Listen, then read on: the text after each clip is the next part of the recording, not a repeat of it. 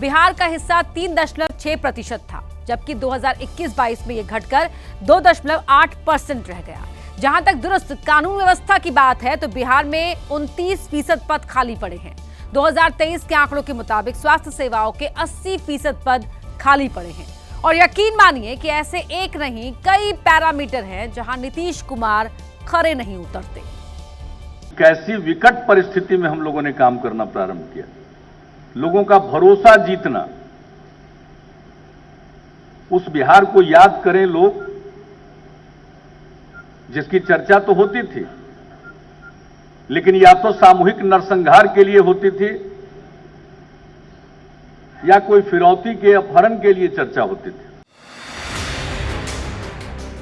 नीतीश बाबू अपनी सरकार का ढोल पीटते नहीं थकते थे कि वो बिहार को कहां से कहां ले आए, लेकिन जब जमीन पर जनता को बदलाव होता नहीं दिखा तो 2020 के विधानसभा चुनाव में इसका असर भी दिखने लगा था। 2020 के विधानसभा चुनाव में नीतीश कुमार की सीटें बीजेपी से कम रही थी, बावजूद इसके एनडीए ने नीतीश को ही सीएम बनाया था। राज्य के मुख्यमंत्री के रूप में अपने कर्तव्यों का श्रद्धापूर्वक और शुद्ध अंतःकरण से निर्वहन करूंगा। 2025 के चुनाव से ठीक पहले भी एनडीए ने नीतीश के चेहरे पर ही चुनाव लड़ने की बात कही है। अरे भाई वोटवा है तबे ना आप समझिए बीजेपी, नहीं तो बीजेपी अगर वोट नहीं रहता, बीजेपी तो हमेशा सर्वे कराते रहती है क्या स्थिति है, किसका क्या पॉलिटिकल हैसियत रह गया है, अपने दल में है उनका, अपोजिशन में है उनका, छोड़ देते। लेकिन विपक्ष लगातार सीएम नीतीश के स्वास्थ्य पर अटैक कर रहा है। बहुत ही दर्दनाक है, पूरा बिहार हिल चुका है। कोई महफूज आज के डेट में सेफ नहीं है। वो अचेत अवस्था में है, उनको कुछ नहीं पता, टायर्ड हो चुके हैं। रिटायर्ड जो भ्रष्ट अधिकारी हैं वो सरकार चला रहे। जब घर का मुखिया ही अचेतन अवस्था में रहेगा तो कानून व्यवस्था तो बिगड़ेगी ही बिगड़ेगी। समाजवादी पार्टी के मुखिया अखिलेश यादव ने तो यहाँ तक दावा कर दिया कि बीजेपी तो सिर्फ नीतीश के चेहरे का इस्तेमाल कर रही है, जो उन्हें बहुत जल्द रिटायर कर देगी। नीतीश कुमार जी का नाम इस्तेमाल कर रहे हैं, उनका चेहरा इस्तेमाल करेंगे, लेकिन बाद में उन्हें मुख्यमंत्री नहीं बनाएंगे। हम लोग तो उन्हें प्रधानमंत्री बनाना चाहते थे, अब वो देखिए मुख्यमंत्री के ही उससे रिटायर हो जाएंगे। बीजेपी के लोग उन्हें रिटायर कर देंगे। नीतीश कुमार को लेकर सिर्फ विपक्ष में नहीं बल्कि पार्टी के भीतर भी शंका का माहौल है, वरना जेडीयू के एमएलए गोपाल मंडल क्यों कहते कि नीतीश के बेटे निशांत अगर मुख्य भूमिका में नहीं आए तो पार्टी नहीं बचेगी।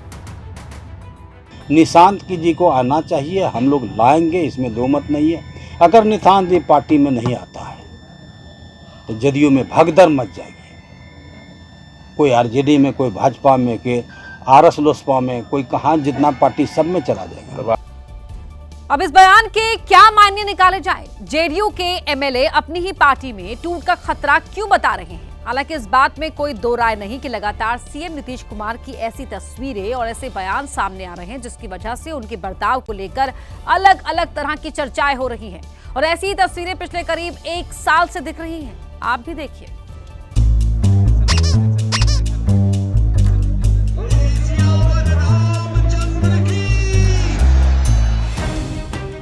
तस्वीरें पिछले साल 12 अक्टूबर यानी दशहरे के दिन की हैं, जब पटना के गांधी मैदान में सबसे ऊंचे 80 फीट के रावण दहन के लिए नीतीश कुमार भी मौजूद थे।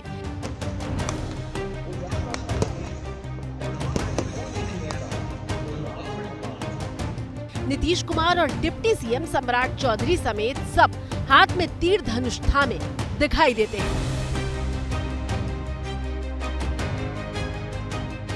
हाथ में धनुष बाण थामे नीतीश पहले अपने अगल बगल देखते हैं, लेकिन तीर चलाने के बजाय नीतीश कुमार धनुष के साथ तीर भी नीचे फेंक देते हैं।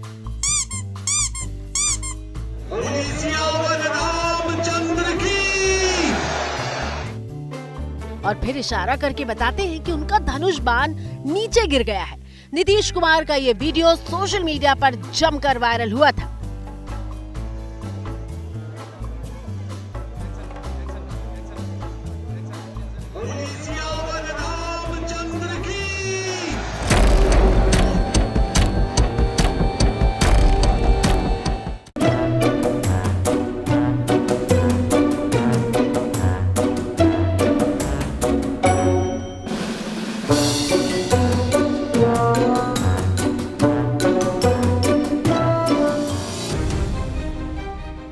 दिसंबर 2023 की तस्वीरें देखिए, जब सीएम नीतीश कुमार बिहार के मंत्री अशोक चौधरी के पिता की पुण्यतिथि पर पहुंचे थे। श्रद्धांजलि के लिए सामने फूल रखे थे, लेकिन नीतीश कुमार ने अशोक चौधरी के पिता को श्रद्धांजलि देने के बजाय बेटे अशोक चौधरी पर ही फूल बरसा दिए थे। नीतीश कुमार की इस तस्वीर की काफी आलोचना भी हुई थी।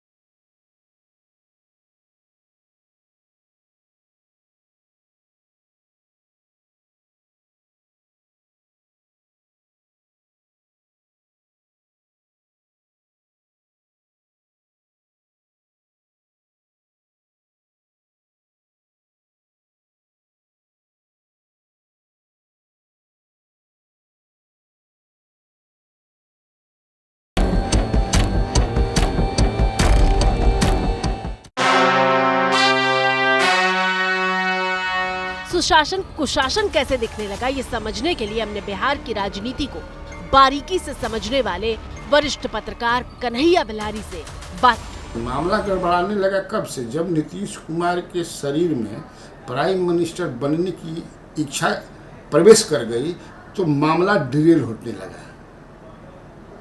ध्यान अब दूसरी तरफ हो गया। भगवान ने इनको बनाया मुख्यमंत्री के लिए, आइए सोच लगे पीएम बनने के लिए, तो सब अब इसी बीच जो है तबीयत भी खराब होने लगी, बुढ़ापा का असर भी होने लगा, तो ये सारा मिला करके ही गड़बड़ा गया और क्या।